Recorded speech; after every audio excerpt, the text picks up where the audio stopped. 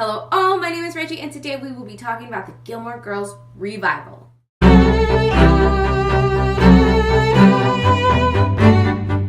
I will tell you that the revival wasn't perfect, but I did really enjoy it. I know some people didn't like it, some people hated it, a lot of people found no faults with it. I'm definitely somewhere in between there, but I am pretty happy with the revival as a whole. Just happy that the fans can do something that powerful to bring back a TV show. That's really cool. But I feel like the first text I sent after I finished the revival epitomizes how I feel about the thing as a whole. So I'm going to share that with you right now.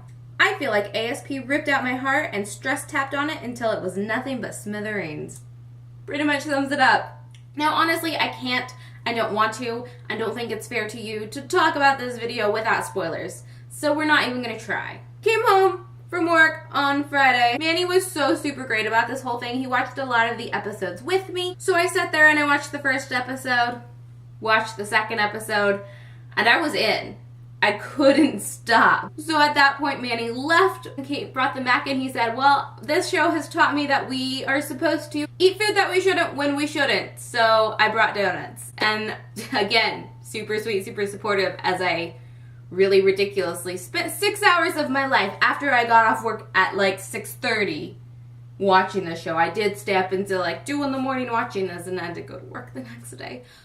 So the first thing I realized, because I was staying away from a lot of Gilmore Girls news because I wanted to just experience it and I didn't want to theorize about it beforehand. So I didn't realize how old or how much time had passed. And we start the year in the life approximately 10 years after Rory is 32, which is the age that Lorelai was when Gilmore Girls season 1 started. And thus we begin the circular narrative. It was there from the beginning, guys. As things unfolded, my first thought was, wow, Lorelai was so much more put together at the age of 32 than Rory is. And I know Lorelai had to go through some stuff and grow up fast, but still, that was kind of a hard thing to stomach. And Rory in general was a hard thing to stomach. I was not at all surprised by her behavior. Disappointed, yes, but not surprised. Rory has never been the greatest character. She was such a wonderful character in the first few seasons, and then when she gets to Yale,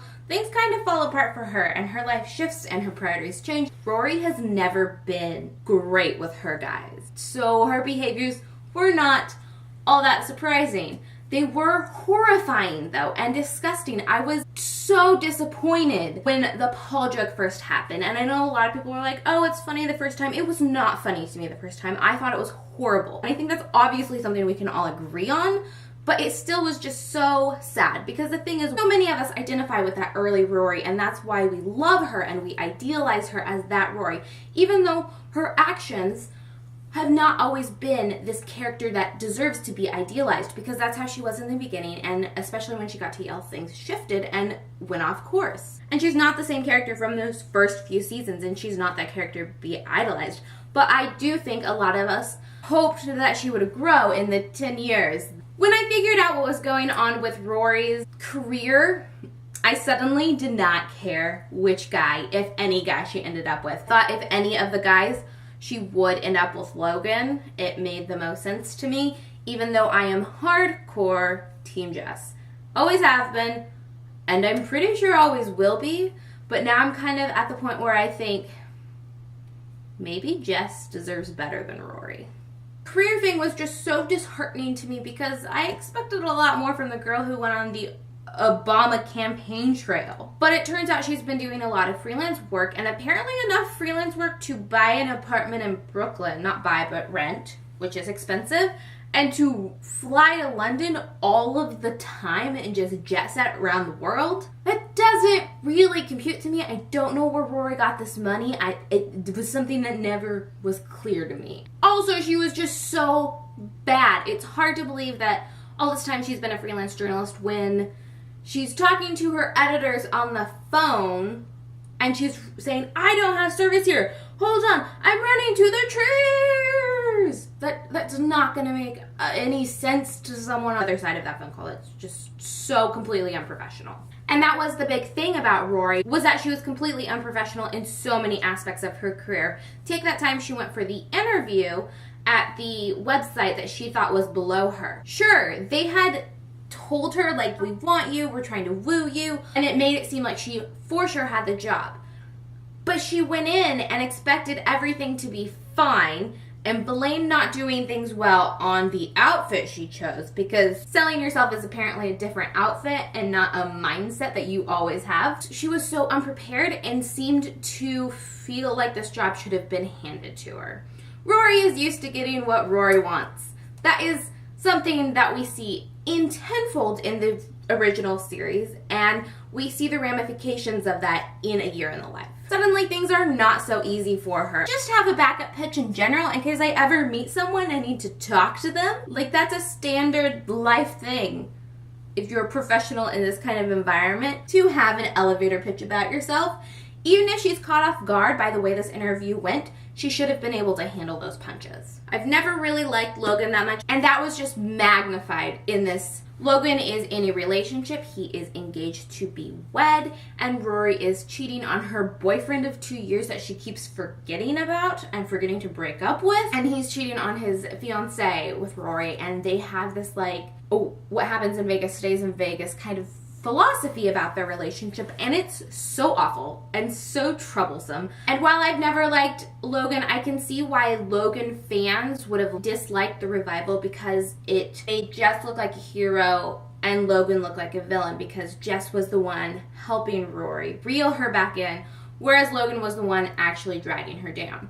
And while that's how I see them from the original series, if you have a different opinion, you are going to dislike this aspect of the storytelling narrative, because it's gonna mess with what your idealized pictures are. I really hated the stress tapping thing, only because Rory's like stress tapping away in the kitchen, and Lorelai comes down and Rory's like, oh, I'm so sorry, did I wake you? You're tap dancing in her kitchen. What do you think? Also, here's my theory. I don't think Rory just decided to leave Brooklyn. I think her neighbors kicked her out of her apartment because she was stress tapping, and they're like, nope, this is not gonna fly. Rory's always had this safety net that if she made a mistake, she would be okay. She had the town to fall back on, she had her grandparents to fall back on, she had her mom and even Luke to fall back on, she had various boys to fall back on. They were all this safety net for her. She's never had to deal with the ramifications of not only failure, but just like a mistake actually affecting your life. She even got to graduate from Yale on time, even after taking some time off. And yes, that is something she had to work for, but it was also something that felt handed to her. There was no ramifications to that mistake. And I feel like Amy Sherman Palladino is almost saying, hey, I know you guys love the show so much, and I know you guys love this idea so much that a lot of you wished you had a relationship with your mother like that and you grew up like this, and not that you wished anyone got pregnant at 16, but man, this is such a wonderful idolization of a life you could have, where you could have this really cool relationship, this really cool life, this really cool parent that lets you do whatever you want, and you could grow up and be smart and like books, and it'd be cool. It'd be so cool. I feel like Amy sees that fan reaction and in this revival is saying, yeah, it's cool and it's great, and that's why we have the first series. But here's the thing, the ramifications of that are crap. And if that in fact was her intent, then well done. I think you succeeded. To me, the brighter path makes sense to Rory. Rory's never seemed like a journalist to me, other than that she's been really interested in the profession. She has done a lot of research. Yeah, journalists do research, but they talk to people more. And her interactions with talking to people, not the best. Anytime she had to give a speech, she was nervous and anxious about it. Think about the time she had a meeting with that Harvard alumni and she went to call him and didn't want to talk to him on the phone. She like refused, and Lorelai had to talk to him for her. And yeah, those were early on and she developed and got better. But still, these are the kinds of things that have said to me, yes, Rory is a great writer, not necessarily a great journalist.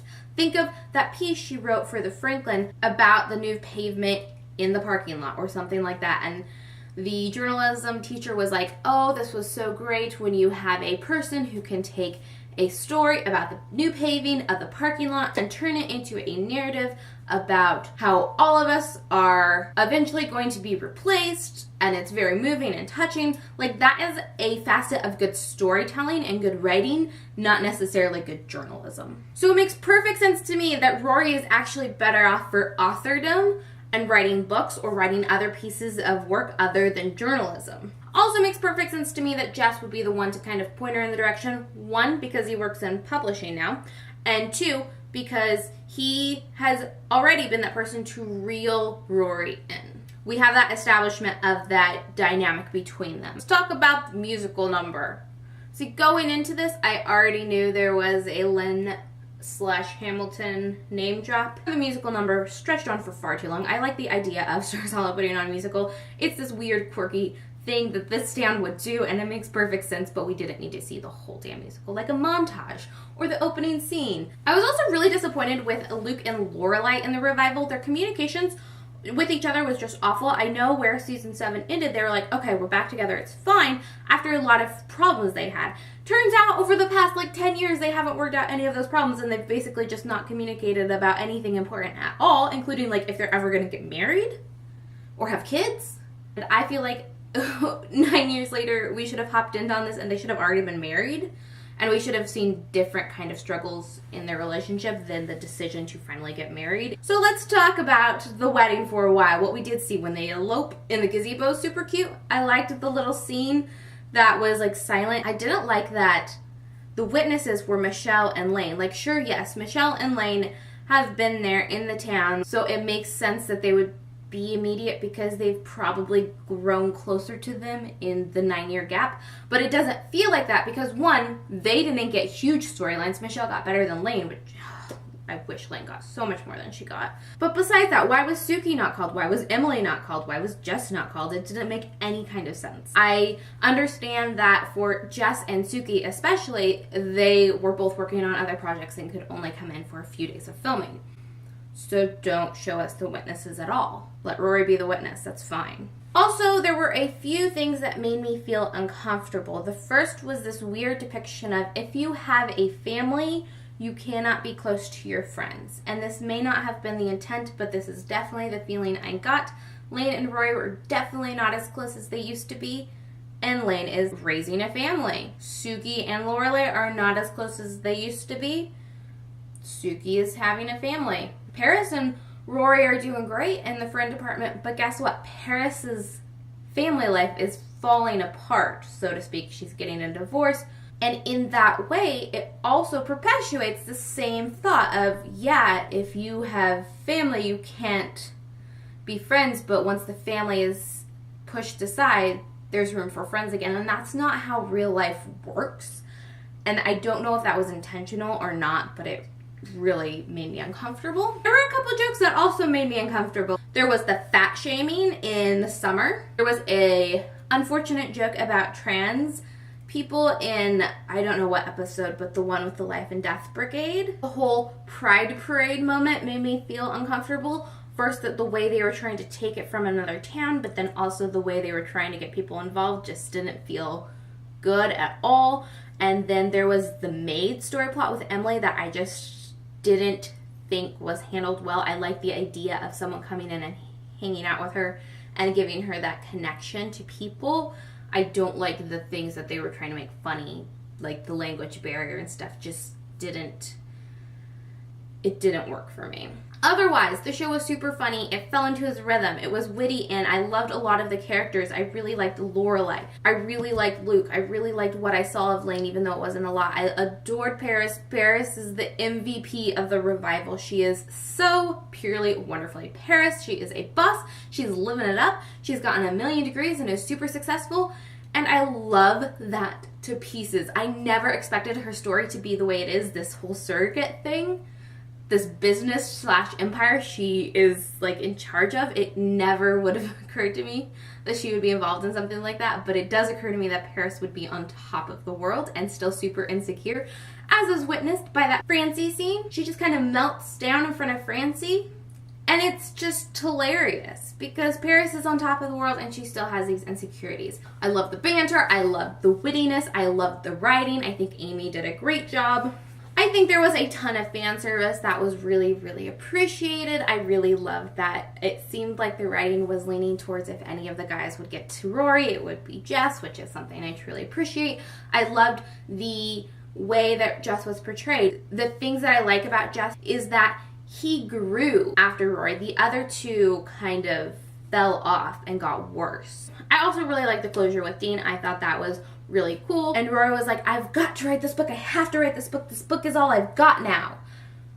Rory, first of all, you've got to find something else because the book can't be everything for you. Sure, it might be wildly successful, but what if it's not? You can't just say this book is my everything. Second of all, if Lorelai doesn't want you to write the book, you can't write the book without her permission. And Rory didn't seem to get that and was in this like bratty, selfish mentality. And that is a product of how she has been raised in this only child, very sheltered, do whatever you want, mistakes are gonna be okay, privileged, growing up environment, that it makes sense that she would just like, this would be the thing that like, she just doesn't get. And it's very unfortunate that she doesn't get that. But like if Lorelai doesn't want you to write the book, you can't write the book. Maybe you can write it on your own for like personal fulfillment, but you can't do anything with it until Lorelai says yes. The return to Stars Hollow was great. The stand was just as hilarious and silly as I expected it to be and always wanted it to be. I really liked the wild bit. I thought it was super out of character for Lorelai to want to do something like that, and I didn't think she would go through with it.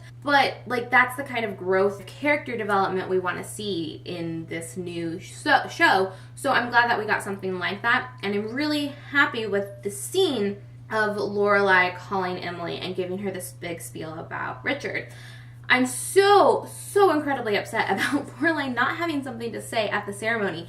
Even if it was something as simple as, yeah, my dad gave Rory money for Chilton and Yale and he was there for us when we needed him and that was super cool of him.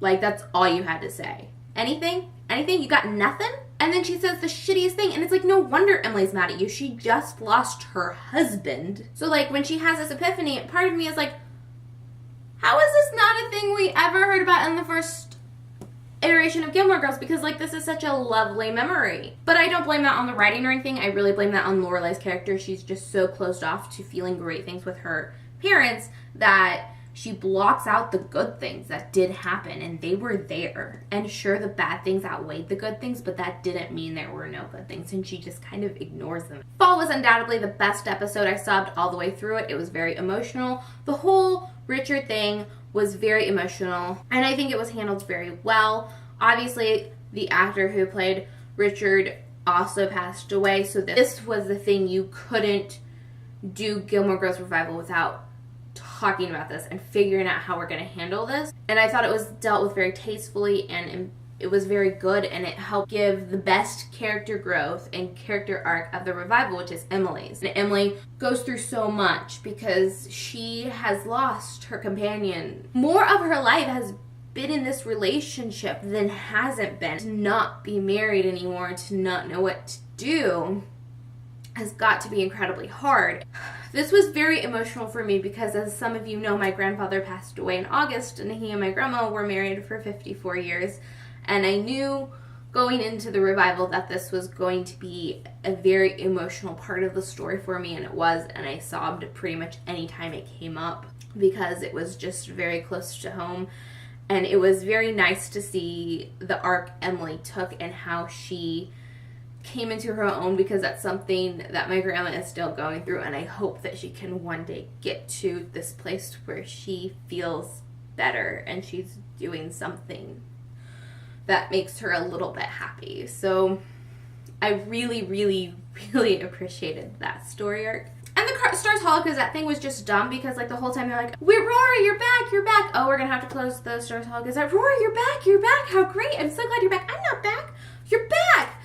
Close the Stars Hollow Gazette. Like, obviously, you guys, you have a girl who got a journalism degree from Yale, staying in your channel for at least a little bit, has a background in journalism. We don't know how good of a journalist she is, but they don't really need the most spectacular journalist to put out the Stars Hollow Gazette. It also kind of annoyed me that Rory didn't know how to do paper distribution. Like, I think that's something Yale newspaper would make you do, or the Franklin newspaper would make you do. I know those were, like, highly prestigious centers of journalism, but like my high school journalism class, we had to distribute the papers on our own, and as editor-in-chief, I had to figure out the maps of where papers would go and how many would go where and who was going to take them to where, and it just seems really funny to me that Rory could not figure out how to get papers distributed around town. Let's talk about the last 4 words for a minute, because they did kind of annoy me. I've come to terms with them a lot more since the story ended, but I still don't like them. And why I don't like them is because, let's think about season 1 Rory, who would not tell Dean she loved him because she was scared that the same thing that happened to her mother would happen to her. And yes, she had some weird things with the relationships go on since then, and she definitely didn't have a problem saying I love you after that. But like, where did this girl who was afraid of getting pregnant go? I get the circularness of it, and it just, I don't like the circularness of it. Lauren Graham made it very clear that she feels like this is more of a cliffhanger than a conclusion. She made it seem like Amy might agree with that in her memoir. I was really frustrated with the last 4 words. Otherwise, I love the whole thing. As I finished, I was just roaring of fury by the last 4 words. Manny came to me and was like, well, now that you've watched it, how do you feel? Would you have rather it ended at the end of season 7, or would you have these 4 episodes? And I undoubtedly told him I would rather have these 4 episodes, because as much as I nitpicked them, I did feel like I was back in this world, and these characters felt like they were back, and everything felt right. I didn't like the things that happened, but they felt right and true to the characters and true to the story. It was nice to have more story with these characters and just more episodes that feel like they belong. I love the Life and Death Brigade stuff. I hate Logan, but I love the Life and Death Brigade stuff. I think it's obvious that it's Logan's kid just because of the way Rory and Logan left things and the way they said goodbye. It seemed pretty obvious. I don't think it's the Wookiees, because that wouldn't serve the circular storytelling narrative that ASP seems to be going for. So I talked about all the things I really didn't like about this, but I think it's very important to I really did like this overall, and when I rewatch Gilmore Girls, I will be rewatching the revival too. I do see it as a continuation of the story. Comment down below and let's talk about Gilmore Girls. Thumbs up this video if you enjoyed it. Subscribe if you haven't already. I will see you in my next video. Bye.